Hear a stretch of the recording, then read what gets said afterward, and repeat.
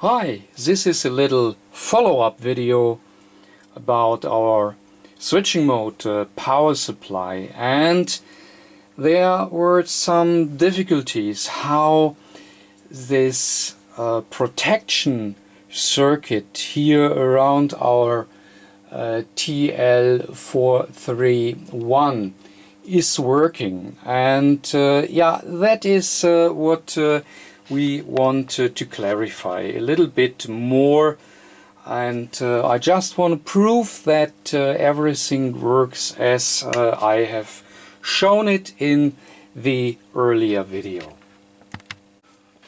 Okay, so just what we said before.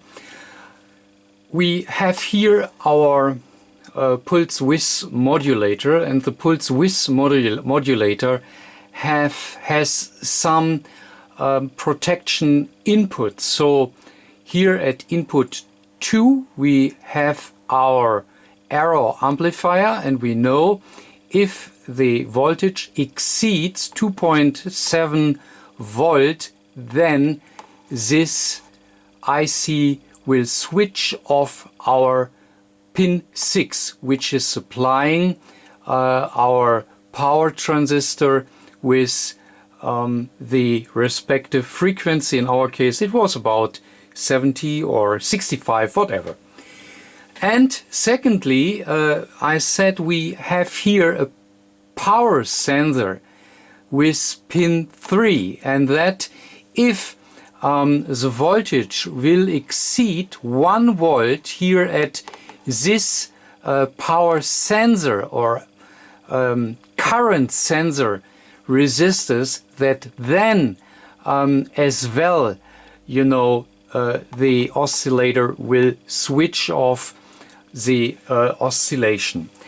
Now we had some difficulties with our protection circuit, which consists of our optocoupler and our TL431. And we had here at the 12 volt outlet, we had our DC load just to be able to put a load to it, and we saw that with the load our pulse width modulation made a wider duty cycle. And what we have seen as well, if the load exceeds a limit, that then suddenly our oscillator is switching off, and we got this pumping effect. And now we had a feedback that one viewer was saying that this IC only is switching off due to the fact that the voltage at our resistors here is exceeding 1 volt, and that is the reason why it is switching off. And I was saying that the TL431 will change the voltage at its output, which is here our cathode side, and that you know, with a higher load that this voltage will drop, and thus the, you know, LED inside the optocoupler starts lightening, and that is the reason why the phototransistor will get illuminated, and the voltage here at pin 2 will go up until we have reached our 2.7 volt, which we had out of our datasheet. Datasheet is telling us if the voltage at pin 2 is exceeding 2.7 volt, then the IC will switch off our oscillation. I said that the voltage change or the voltage drop here at pin 3 is due to the fact that we have a load, and the load will finally pull down the voltage just a little bit, and this configuration here is very sensitive, biased by these resistors and what we have around this configuration. And well, one of the viewer was telling no, that is not true.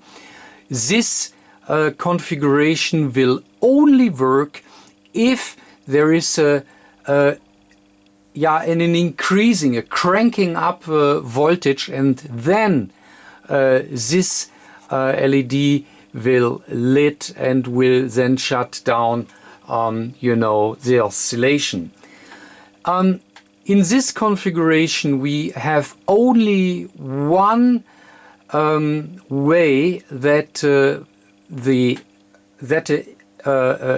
cranking up voltage, so an upgoing voltage, will finally close down here our IC, and that is when something goes wrong here in this portion of our power supply. So maybe that we have a short of this transistor, so then we do not have a regulated voltage here for our output, and the full voltage here from our rectifier will then come here over this way and will then break through this Zener diode.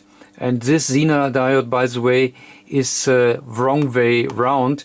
In the circuit it is definitely the other way around, so this is a mistake here in the circuit diagram. Of course, this diode is the wrong way round drawn in.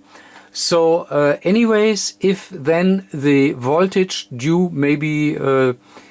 to the fact that this transistor is maybe shorted, then this will break through and we will have here at least a higher voltage than Vref. And Vref we know is 2.5 volt because that is the internal reference voltage. So if the output voltage is increasing 18 volt, so that is the breakthrough voltage for the Zener diode, then this configuration of our TL431 will be in operation, or will working, because this here is a circuit which is checking simply the input power or the input voltage. So if the input voltage here, input voltage, is smaller than 2.5 volt, then we will have V plus, which is finally our supply voltage here at the output. That is due to the fact that if there is no voltage connected here to Vref, that then this Zener diode, let me call it Zener diode because it is working like a Zener diode, and the diagram is exactly, so the behavior is exactly the same like a Zener diode. So if here is no input voltage, then this here is high resistance. And high resistance mean that the complete supply voltage, here in our case V plus, is here at our output because this is high resistor, and we have the full voltage drop here over cathode and anode. Alright? But then if we have the breakthrough of our Zener diode, our 18 volt Zener diode. Let me go back. This one here, if this breaks through, then you see we have full voltage at the reference input. And going back here to this diagram, we have then the situation, or then we have the case that Vref is greater than the input voltage is greater than Vref, right? So 18 volt breaks through, and then it is greater than 2.5 volt, and that means at our output we will have then approximately 2 volt, right?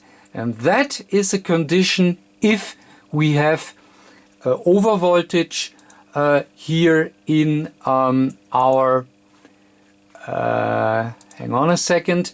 If we have over voltage caused maybe by a short, right? Then, okay, we have here voltage which is higher than 2.5 volt, and that means that at the output we will have approximately 2 volt. And if we have still here our 5 volt, then of course we have a voltage difference here at our LED, and that means finally that this LED is very bright, and of course the complete reference voltage coming here from pin 8 will be at pin 2, our arrow input, right, and will then shut down the oscillation. So that is how it works if there is an over voltage. Now, I said if there is no over voltage, there is only a load connected here to our output, then I said with increasing low we will have a little voltage drop here on our 5 volt supply line, which comes finally from here. And I said with a low voltage drop we will have a change here in our configuration, so that with the drop, you know, we will then have here a lower voltage, and as higher the load is, as lower the voltage as is at pin 3 here of our TL431. That means as more this voltage is dropping, as higher our voltage difference between pin 1 and pin 2 of the LED, which means it will be brighter, and then we will have this phototransistor more illuminated, and that means that the internal resistor of this phototransistor is going down, which means that there is no voltage drop here at pin 5 at the collector any longer, and the full reference voltage here from pin 8 will be present at pin 2, and that will shut down you know, the oscillation. So far our considerations and our circuit analysis, and yeah, now we want to check if this theory is right or wrong. Okay, so therefore I have connect different voltmeters here and there to our circuit, and again I am loading our 12 volt output, which is here. This here is our 12 volt output, and this output is of course not a high current output, but that doesn't matter for the moment in time. So I'm monitoring right now, first of all, our output. So this is our 12 volt output at our DC load. Okay. This meter here, the Agilent, is monitoring, you know, the current sensor. So it's connected here over, you know, our resistor. We know voltage greater than 1 volt will shut it down. Okay, so this is here monitoring at least our current sensor. This here is our voltage at pin 2. So, and that is of course our error amplifier. And once again, at 2.7 volt error voltage, this here will switch down the oscillation. Okay, so this multimeter here is monitoring our voltage at pin 3 of our reference voltage device. So that is monitoring the voltage exactly at our TL43-1. And my HP here, I hope you can read it. Yeah, should be possible. So the HP is monitoring our 5 volt, and it is connected, I will show it, is connected here to our supply voltage, right? So that is where all meters are connected to, and now we are able to monitor the different voltages all at 1, and that may help to understand or to see what's going on when I'm increasing the load to our 12 volt output, right? But before we start now and monitor all the voltages, this here is a configuration out, so that is application support for our TL43-1. And what you can see here is very similar to what we have in our circuit. So you see here a LED, right? And we have here a supply voltage, right? And here is our TL43-1.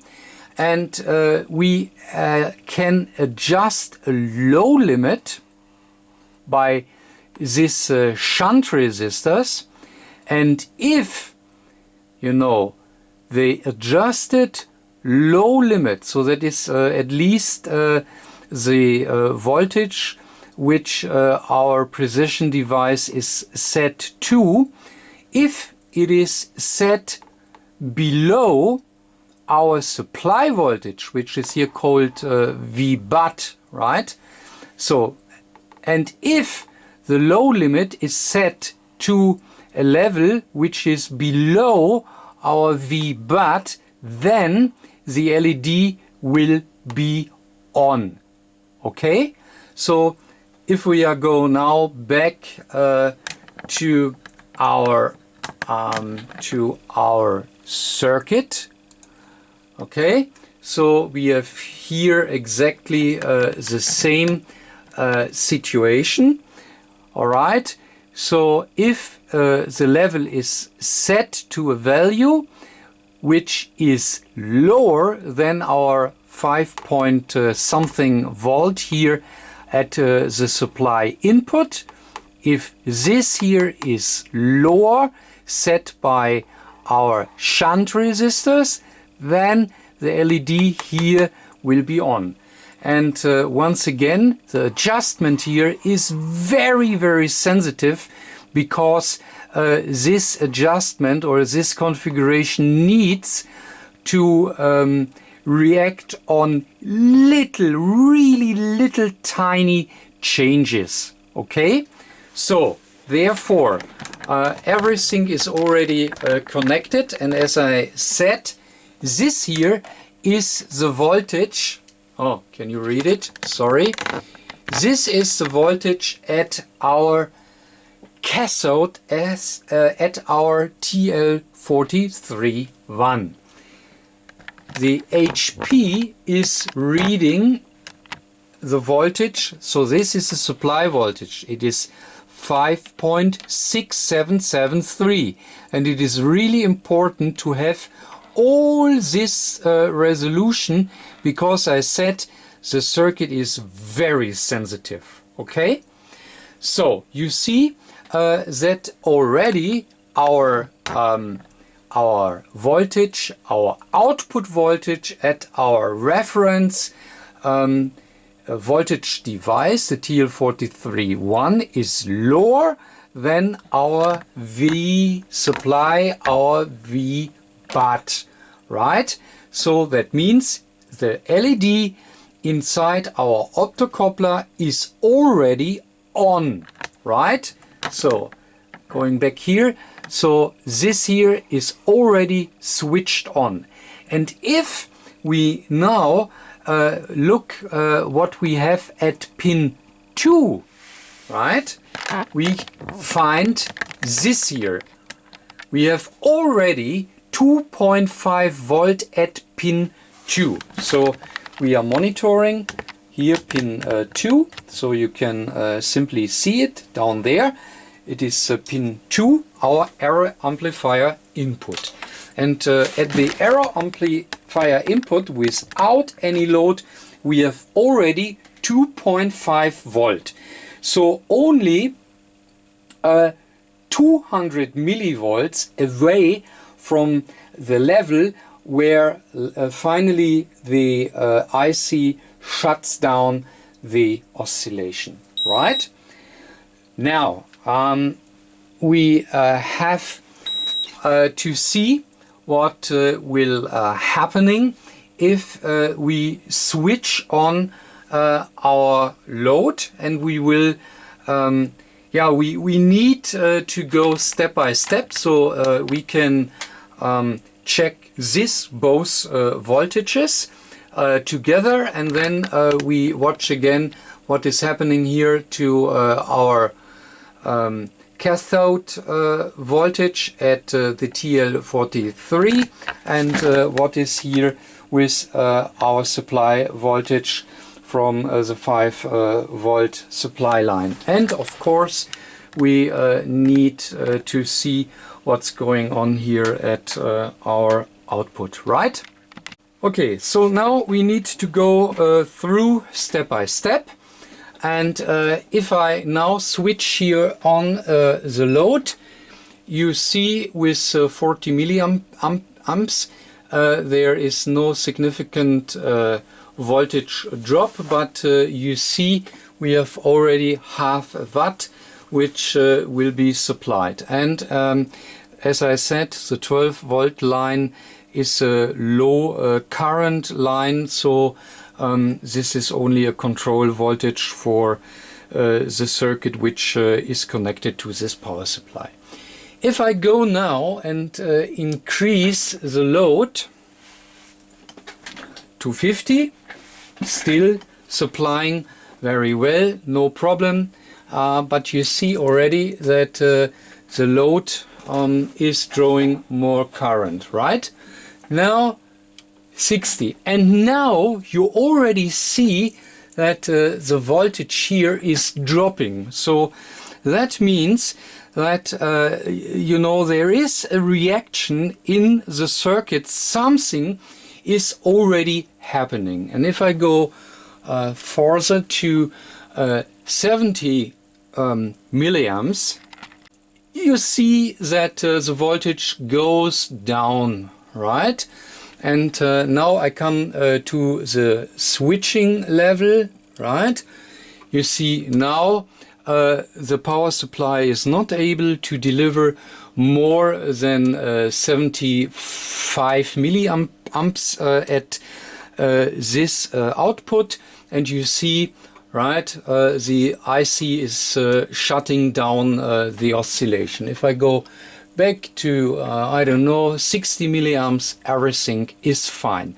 So you see, the load will be pulling down at least our output voltage, and that will have an impact in our circuit, because something must bring the IC to the point that the IC is switching off, you know, the oscillation.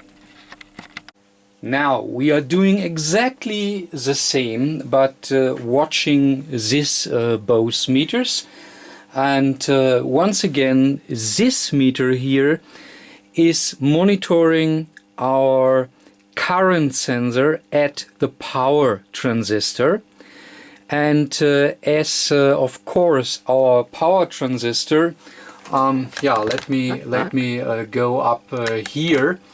Our power transistor is of course switching the power supply, so that means at the current sensor down here we have of course AC, and therefore our meter here is set to AC, because we want to see if the meter is reporting voltage which is greater than 1 volt, because we know that the power sensor here in our IC at pin 3 will shut down the oscillation if the voltage will exceed 1 volt RMS.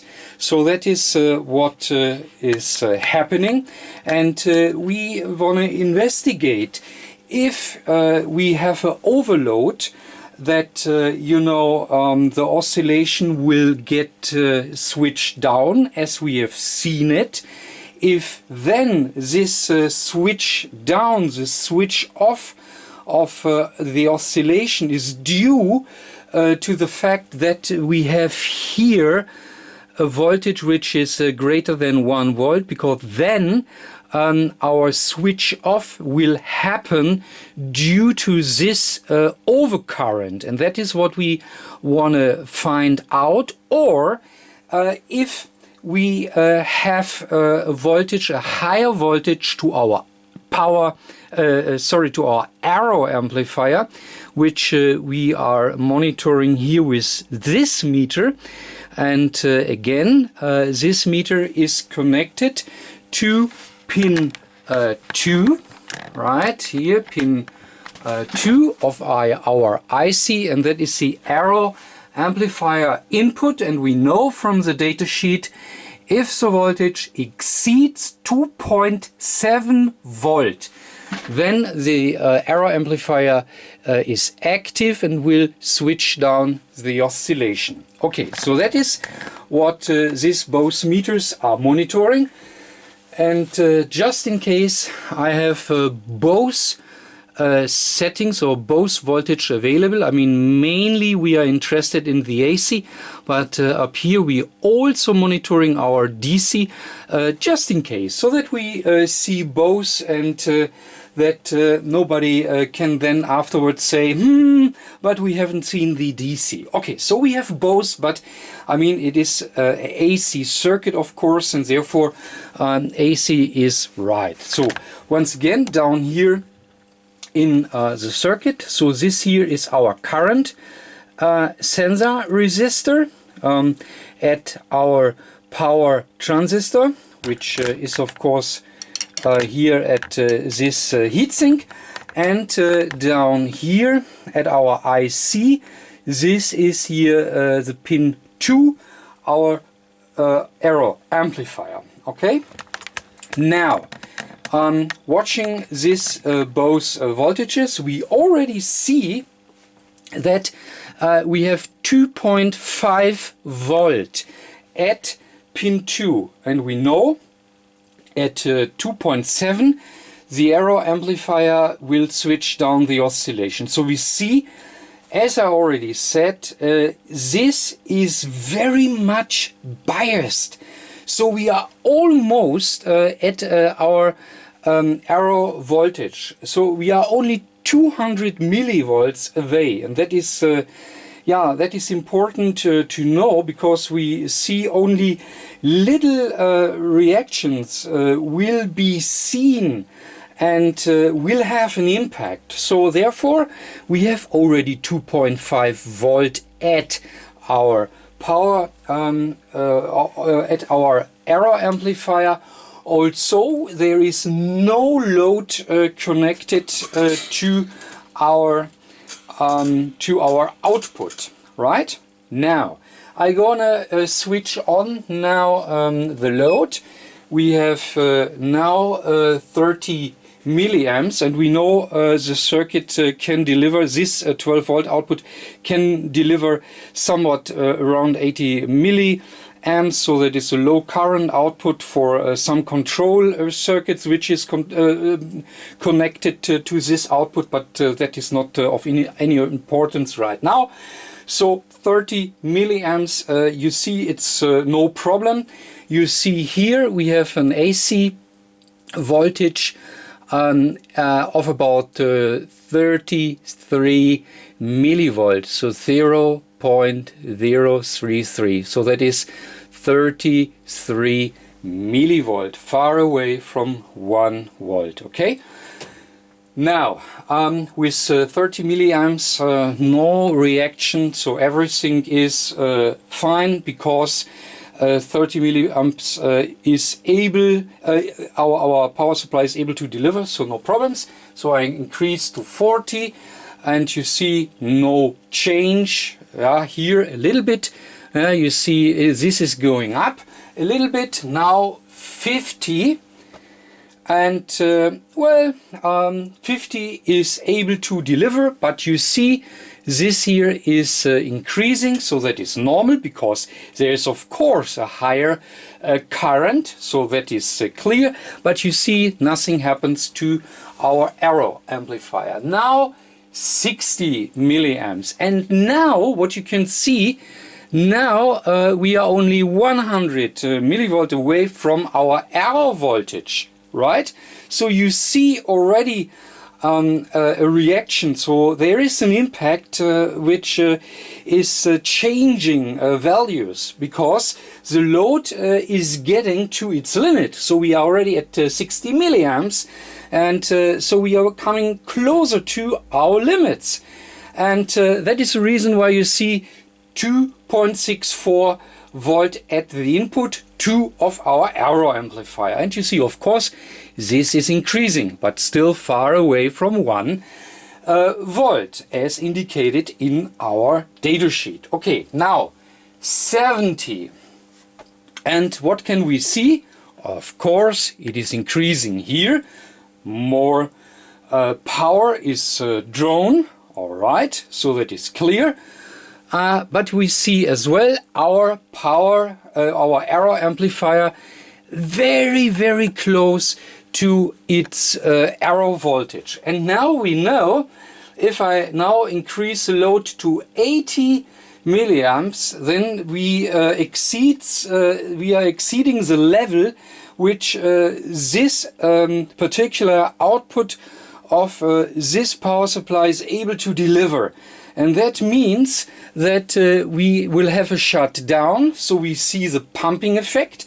But now it is important if we have the current sensor going up over 1 volt, or is it only due to the voltage here at our arrow amplifier input, pin 2.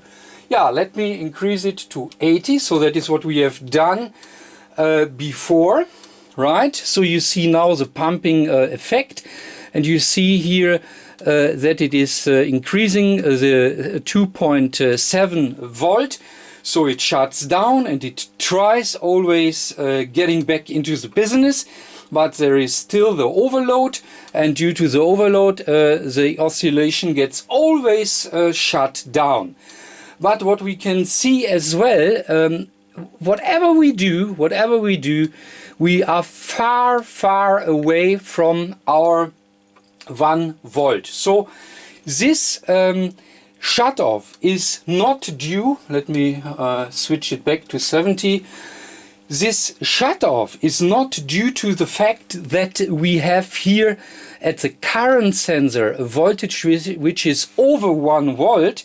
No, it is due to the fact that at our Arrow amplifier input pin 2 the voltage is exceeding 2.7 volt, and I think that is very clearly obvious that it is not due to the current sensor overload. So definitely not. It is all due to our Arrow amplifier input at pin 2, and once again the Arrow amplifier input at pin 2 can only get a higher voltage than 2.7 volt if this LED is lit and this transistor gets low resistor, and the full reference voltage here from pin 8, which is 5 volt,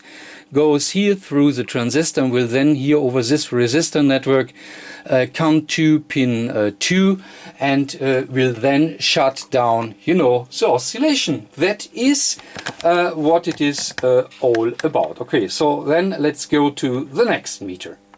Okay, and here we are now at the reference voltage regulator at the cathode of our TL431, and we see without load we have 4.07 volt. Okay, now if I switch on my load, and now it is on, and it is only 30 milliamps, so the circuit can handle this 30 milliamps, no problem whatsoever. But now when I'm increasing my load, so now we are at 50 milliamps, right? 50 milliamps is now the drawn current, and you see my voltage is dropping. So now the voltage difference between anode and cathode of our LED is getting bigger, which means it's getting brighter, right? So now 60 milliamps, and you see it is going down. Now 70, and it is going down.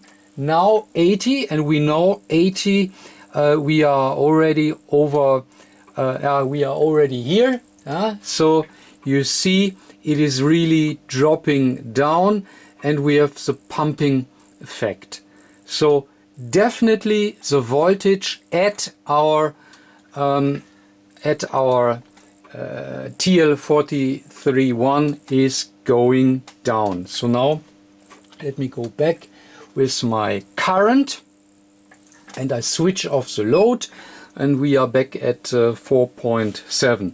And that is the bias, you know, the bias to have here already the 2.5 volt at our Arrow amp. Okay. And now, of course, we need to do exactly the same with our 5 volt line, which is in reality 5.6757. And I said that if we have a change in load, and if the load will exceed a respective level, that then the arrow voltage at pin 2 will increase the 2.7 volt, and that then it shuts down.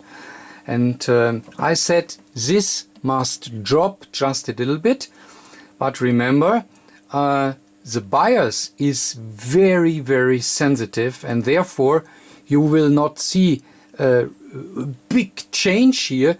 It is only very, very little, but that is enough, as we remember the bias which has been set to this circuit. Okay, so let me switch it on. Now the load is on, and you see, I switch it off again, so you see 756, 755, and now I switch it on, 7, you see that it is dropping here with the last 3 digit, and that is what I've told you. So we have a little change on our voltage line, which will change, you know, the presetting around the TL43.1. And if I now increase it here more and more, you see that the voltage here is dropping as well, and that is finally enough. So once again I switch it now off, right? So we have no load, and now we have load, and we can clearly see that we have a voltage drop on this line as well, and that is definitely causing, you know, the voltage change here at our cathode, which then leads to the increasing voltage here at it is switching off, the auto power off here is active, and that is then causing the increasing arrow voltage. And I think yeah, I think that should be enough proof for how this circuit, this protection circuit is working. And once again, if we watch here into, you know, the application information of our TL43.1, we find this circuit which is used in this power supply.